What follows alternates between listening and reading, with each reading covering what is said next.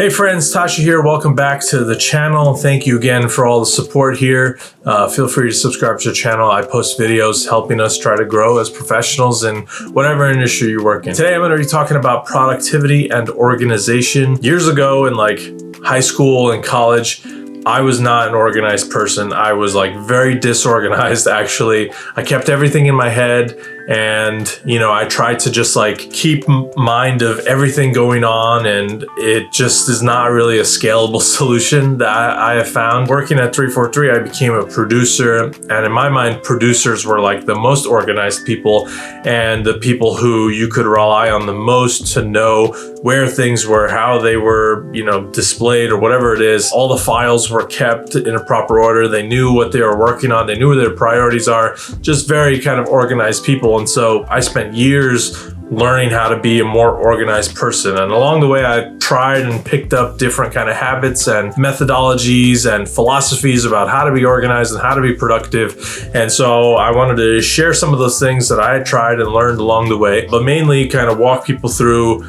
what my productivity system looks like today and how I organize my workload.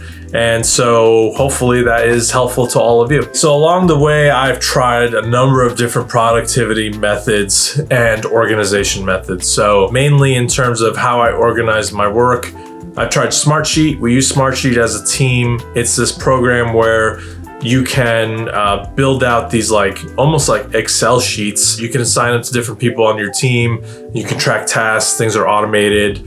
You can do different types of kind of organization or production schedules and things like that. What was really helpful for me, I think the problem I was trying to solve at the time when I was using Smartsheet a lot, this is like late 2021 and during 2022, the problem I was trying to solve was my day-to-day was like very, scattered. I had like lots of meetings.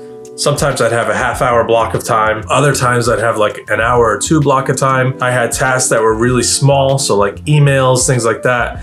I also had tasks that were really big. Write this blog, do this like business studying, whatever it was, like build a business plan around something.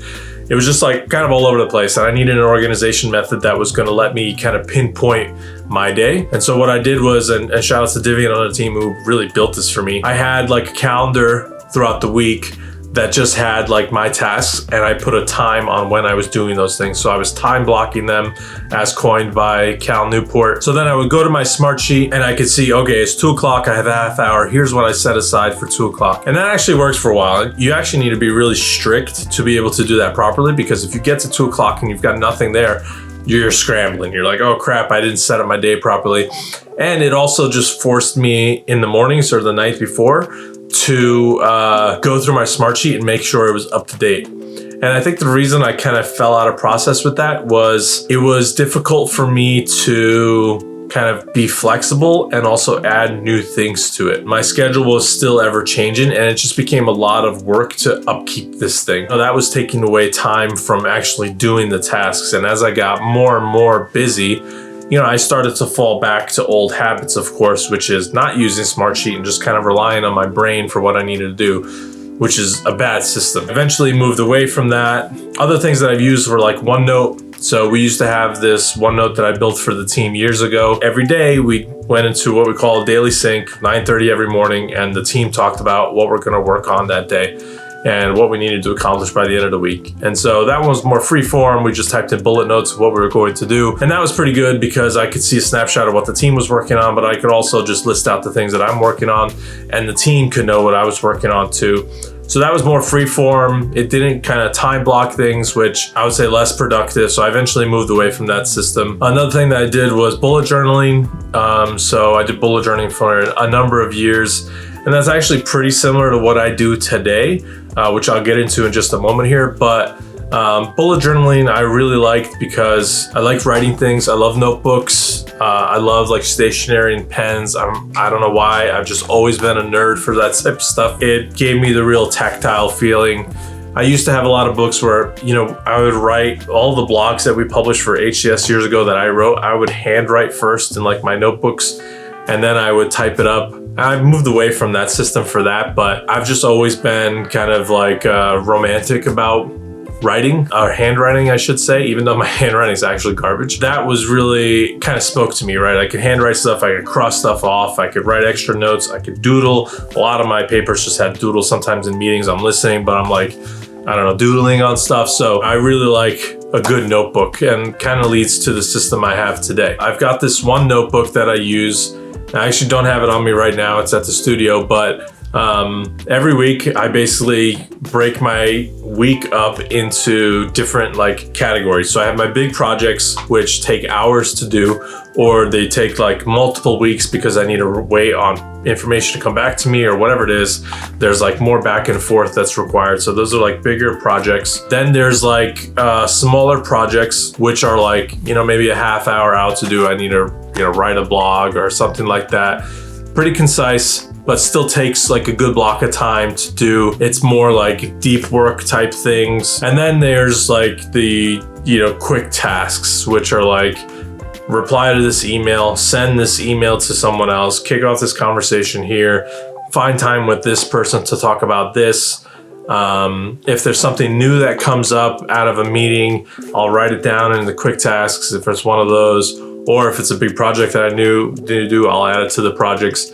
And so as my week goes, I'm filling out this paper and it's just like loaded with notes. And so if I'm in a one-on-one with my boss, I take my notebook and she's like, hey, I need you to do X, Y, Z. I'll write down X, Y, Z. And I'm like keeping track of it in that week's, or sometimes 2 weeks page. By the end of those 2 weeks, it gets to a point where it's like totally unwieldy. I can't show you right now because it has confidential stuff on it, but the page is like completely filled out and I start to get confused as to like the order of things or whatever it is. And that's like my clear point for like, hey, time to start a new page. So what I'll do is in the morning when I'm ready to make a new page, I'll look back at my old tasks. I'll go through, hey, I did this. Let me cross this out. I did that. Let me cross this out. And then I'll look at, hey, does this still need to be done? How important is this? And then I'll port those things over, which is something I kind of pulled from bullet journaling, which really helped, like made you focus on like, hey, is this still relevant to do? And if it's not, then it should fall off your list. And so that's what I do now. And so it also helps me at a glance, because it's all on one page, look at, whoa, Tashi, you have a lot on your plate right now. Like, you know, if someone comes up to you saying, hey, can you do X, Y, Z? Like maybe say no, or maybe push that out for a few weeks, which is really helpful too. Like saying no is a huge kind of part of trying to be productive. So right now I'm really kind of enamored with writing everything in. I've got this like Japanese notebook that I imported that I just really love the paper on. I love Likestrom notebooks, which is what I'm holding right here. I've got so many of these over the years. I don't know why. I'm just like, I just love the paper. Anytime I go to like another country, I will buy notebooks. Like I went to Portugal, I bought a Portuguese notebook at a stationery store there because I loved it. I gave money to my friend Bravo. He went to Italy. He got me this like really beautiful notebook there. I don't know. I just love stationery. I think part of me will always like want to keep my notes and my to-dos like in actual paper where I'm writing them, and I don't know. I just prefer it. I just like it. And while I like it right now, I also admit that like I might try different stuff. And I think that's okay. I've come to like make peace with that like, you know, as time goes on and my work changes, it makes sense that my productivity and organizational methods might change with it. Right now, you know, I'm enamored by this. It might come to be that I work in some other way in the future. Like I'm doing a lot more work directly on the game now, and I'm using a lot of like the studio kind of developer interface when it comes to, you know, organizing all of the notes, but also the work items and tasks and bugs and projects and things like that. Well, I'm working a lot in there now, and I'm using that kind of organization method to get things done as well. So it's evolving and changing, and I'm going to keep an open mind when it comes to, you know, what works for me in that moment.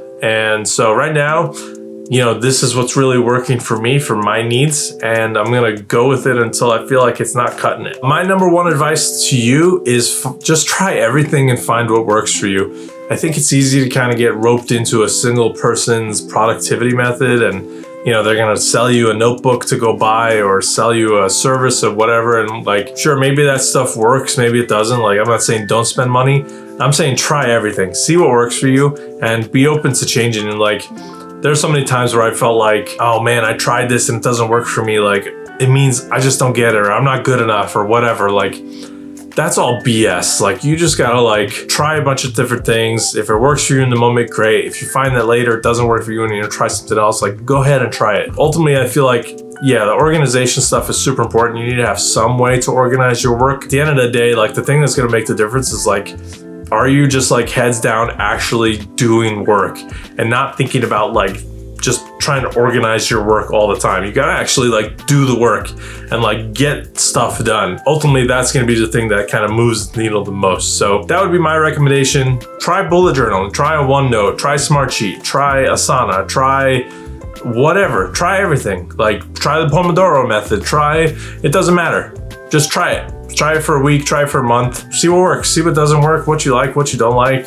Does this make sense for the type of work that you do? Does it not make sense for the type of work that you do?